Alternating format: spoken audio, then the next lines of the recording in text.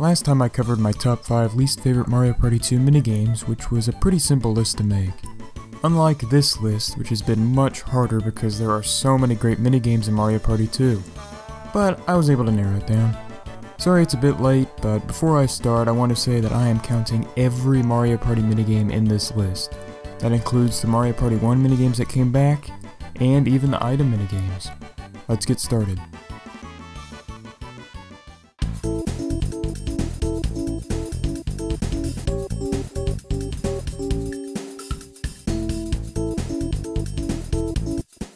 Look Away is a 1v3 minigame that gives everyone 3 seconds to pick a direction.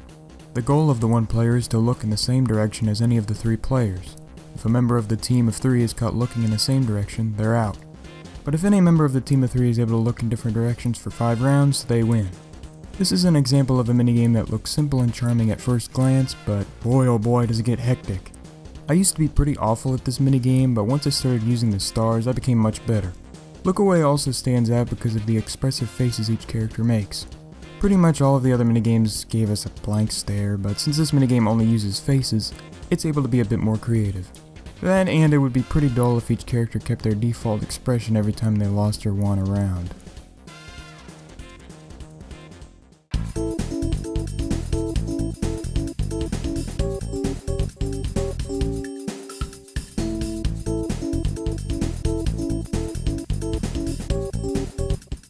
Can we all agree that Honeycomb Havoc is roll call done right?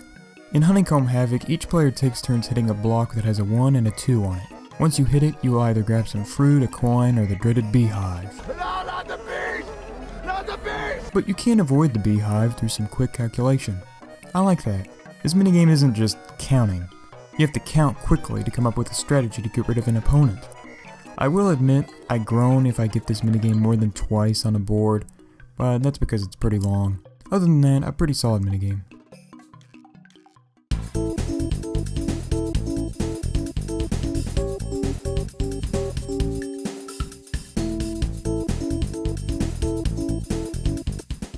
Facelift in Mario Party 1 was okay. It didn't make my top 10 list of that game, but it was pretty close. The reason why it's just okay is because you only got to edit Bowser's face, and you had to get a certain score to win rather than there being a 1st through 4th place. In Mario Party 2, however, you were able to edit the face of the 6 playable characters, which definitely adds some more variety. All you do in this minigame is try to match the face in the middle by grabbing and pulling a specific area of the face. This minigame was obviously inspired by the title screen of Mario 64, and what a great concept for a minigame. Who didn't love pulling at the face of Mario? And the fact that the game devs gave you the option of 5 more characters is super cool. The only thing wrong with this minigame in Mario Party 2 is the contorting is very limited in this game, but the improvements from Mario Party 1 are so good that it needed a spot on this list.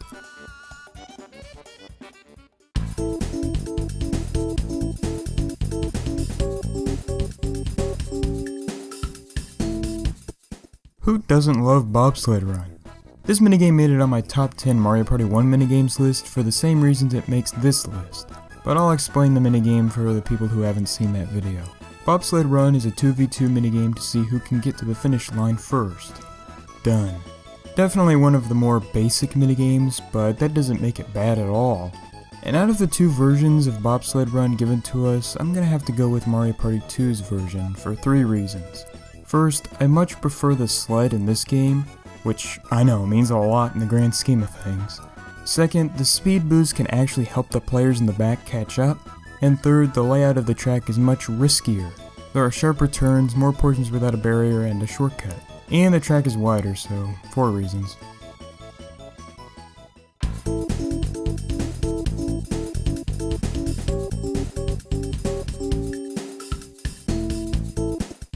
Hey look, another minigame that was brought back from Mario Party 1.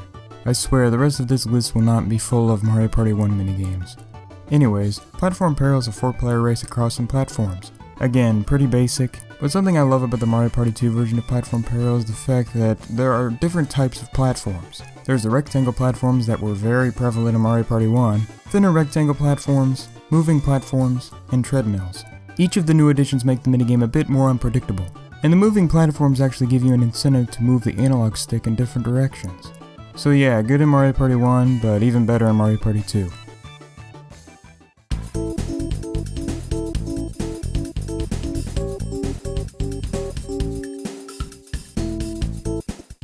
Lava Tile Isle is a 4-player minigame that has each player fight to stay on these moving enemies called grindle tiles. They're basically thwomps that move horizontally. Last player left standing is the winner. I like this minigame because you get to fight each other. And when you're in the midst of an intense Mario Party board, it's fun to kick the shit out of the winning player. It does have the tendency of ending in a draw, but at least I had fun while playing it. Unlike a certain other minigame. Nothing much to say about this one. Moving on.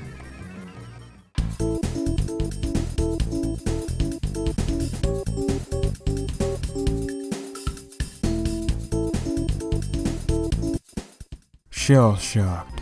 Clever. What you do in shell-shocked is shoot down the other players with your tank with either a straight shot or a lob shot, depending on the situation you're in. You can also fix your aim, which is something I didn't know for a long time, to keep pursuit on a moving target. Tank controls are in effect here, surprisingly. Never would have guessed. And while I normally don't care for that type of control scheme, I think it works well here. There are 3 different stages. The first stage has 1 pipe to hide behind, the second stage has a couple, and the third one has a plethora. I really don't care which of these stages are picked because I always have a good time. And I don't mean to toot my own horn or anything, but I'm pretty good at this one. It's not all that hard though. You just need to get the tank controls down and understand the distance of the lob shot and you're good. All in all, this is a creative and fun minigame.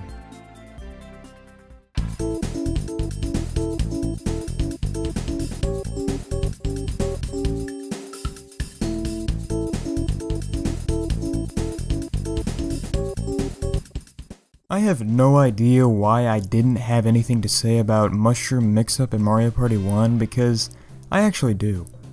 So since they brought it back and since it's the same exact thing, I'll try to redeem my laziness. In Hexagon Heat, all 4 players have to run to the hexagon that's color corresponds with the flag held by Toad. The platforms that do not match will descend into the lava, and over time the platforms will descend faster and faster, giving everyone a sense of urgency. With a concept this basic, it would be hard to screw up a minigame like this. But it is also a minigame that didn't need a single change when making a return. Aside from the name and setting, this minigame is the exact same thing as it was in Mario Party 1, and I'm okay with that because it's great in Mario Party 1. One tip I will give is this. Try to avoid jumping onto the platforms. The other players can easily slide right under you and send you flying off the platform. There is obviously a point where you have to jump, but try to avoid doing so as much as possible.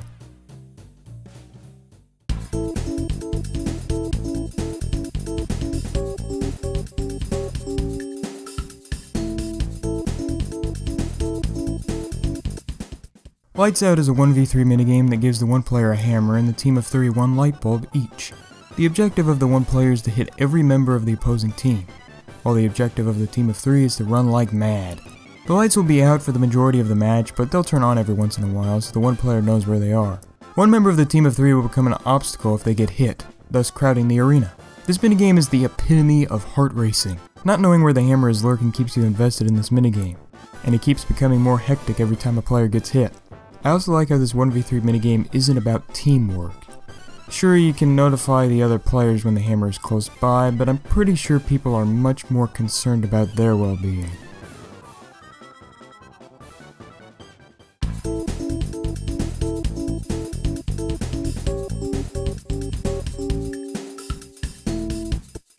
I'd like to give a few honorable mentions before I get to my number 1. Shy Guy Says. Still a great minigame for Mario Party 1 that can get pretty intense. I also like the addition of Lakitu to help aid everyone in how much time is left, but that wasn't enough to make my list. Deep Sea Salvage. An extremely easy minigame that everyone wins. It also has some kick-ass music, probably my favorite song from Mario Party 2. By the way, you're listening to it right now. And Bumper Balls. Bumper Balls is only fun a third of the time. The lava stage is boring and the island stage sucks. But the ice stage is actually pretty fun due to the fact that there's hardly any friction. It'll probably still end as a draw most of the time, but that's better than this. Bumper Balls in Mario Party 2 should have just been the ice stage, but oh well. On to my number 1.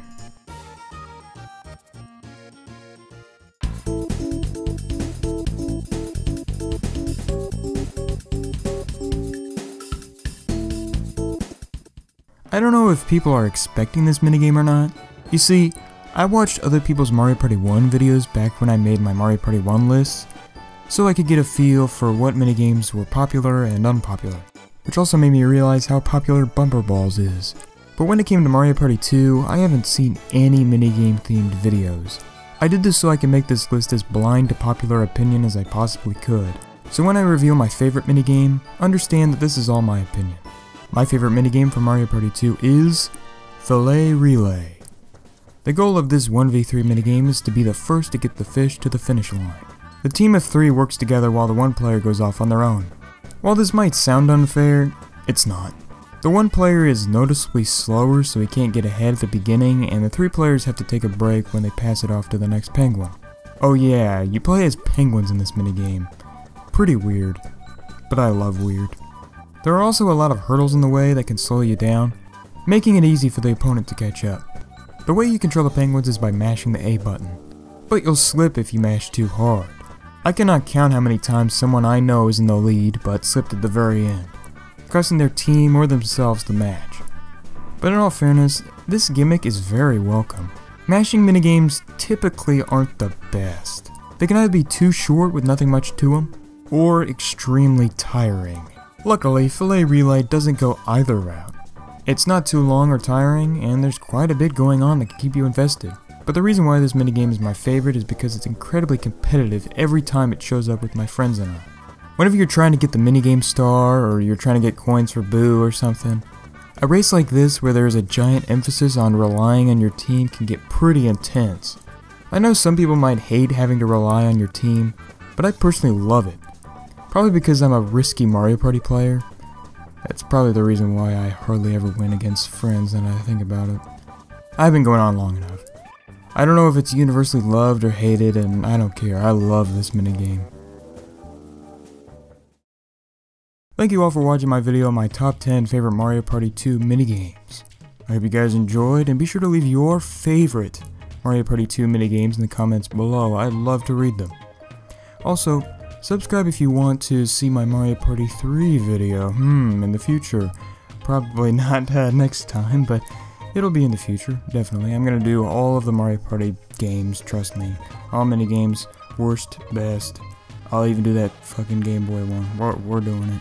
Well, I'm doing it. Yeah, hope you guys enjoyed. See you guys later. Goodbye.